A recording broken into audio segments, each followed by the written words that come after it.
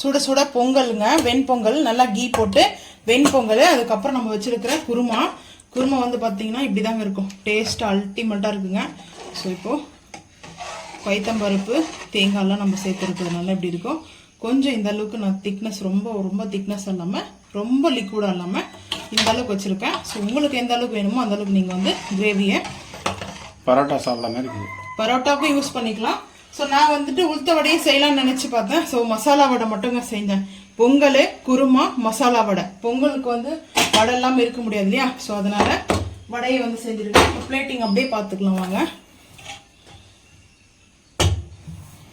இப்போது பிளேட் வச்சாச்சு.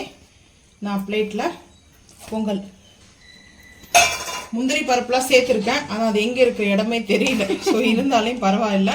ஸோ இப்போ அந்த குருமா வந்து பார்த்தீங்கன்னா சூப்பராக அப்படியே பட்டாணியோடு போட்டேன். இப்படி தான் நம்மளுக்கு வந்து குருமா இருக்கும். நான் வந்து கீ ஆட் பண்ணலைங்க. அப்புறம் இந்த கிரேவி வந்து பார்த்தீங்கன்னா சொல்லி ஆகணுங்க, டேஸ்ட் அவ்வளோ அல்டிமேட்டாக இருக்குங்க. கிரேவியோட டேஸ்ட்டு இந்த பொங்கலுக்கு இந்த குருமா மட்டும் போதும், அவ்வளோ அல்டிமேட்டாக இருக்கும். ஸோ நாங்கள் வந்து இப்படி தாங்க வந்து செய்வோம். இந்த குருமா கொஞ்சம் நான் வந்து சேர்த்துருக்கேன். இப்போ வந்து வடை வந்து சேர்த்துக்கலாம், வடை வச்சுக்கலாம். வடை வந்து பார்த்தீங்கன்னா மசால் வடை வச்சுருக்கேன்.